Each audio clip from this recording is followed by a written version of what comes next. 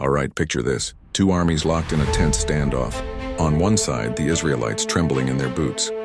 On the other, the Philistines, who have an absolute beast of a secret weapon. His name is Goliath, and when I say beast, I mean it. This guy's a giant. Over 9 feet tall, decked out in bronze armor from head to toe, carrying a spear that looks like a telephone pole. Every morning and every evening for 40 days, Goliath stomps out into the valley between the armies and bellows a challenge. "Send out your best warrior," he roars. "Let's settle this, one-on-one. Winner takes all." But the Israelite soldiers, they're terrified. Nobody dares to even look him in the eye. It seems like a suicide mission. The entire army is paralyzed by fear. Now enter our hero, and he's not what you'd expect. His name is David. He's not a soldier. He's a shepherd boy, the youngest of his brothers. He's just arrived at the camp to drop off some food. Basically a biblical pizza delivery guy, and he hears Goliath's taunts. But while everyone else is shaking, David is offended. He's genuinely angry. He asks the soldiers, "Who is this guy mocking the armies of the living God?" The soldiers just laugh. "Kid, you see how big he is? Go home." But David isn't having it. He goes straight to King Saul and says, "Let me go fight him." Saul looks at this young, scrawny shepherd and says, "Are you crazy? You're just a boy. He's been a warrior since he was your age." This is where we see what David is really made of. He doesn't see a 9-foot-tall monster, he sees an obstacle. He tells Saul, "Look, when I'm watching my father's sheep, I've fought off lions and bears with my bare hands to protect them. God was with me then, and he'll be with me now. This giant will be no different." Saul, seeing this kid's unshakable faith, is stunned.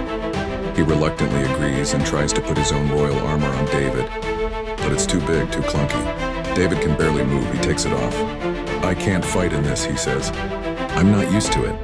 Instead, he walks towards the valley with the only things he knows: his shepherd's staff, his sling, and a small leather pouch.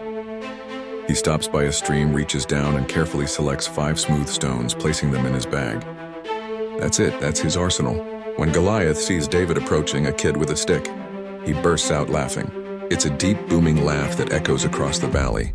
"Am I a dog," he sneers, "that you come at me with sticks?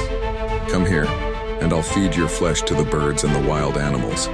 But David doesn't flinch. He stands his ground and shouts back, his voice filled with a courage that defies logic. "You come at me with a sword and a spear and a javelin, but I come against you in the name of the Lord Almighty, the God of the armies of Israel, whom you have defied.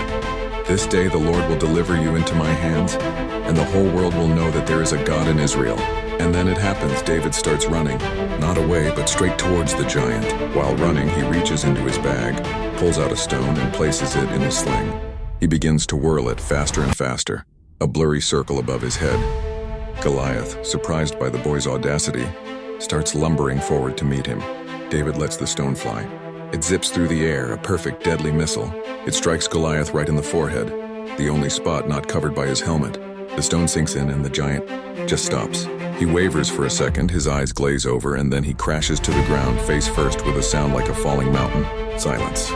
The entire Philistine army is in shock. The Israelite army is in disbelief.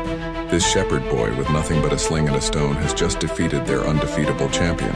David's story isn't just about a lucky shot. It's a powerful reminder that our greatest battles aren't won with might or muscle, but with courage and faith. It's about facing your giants, the fears, the doubts, the impossible challenges in your life. Not with the world's armor, but with the belief in your own unique strengths and the conviction that you are not alone in the fight.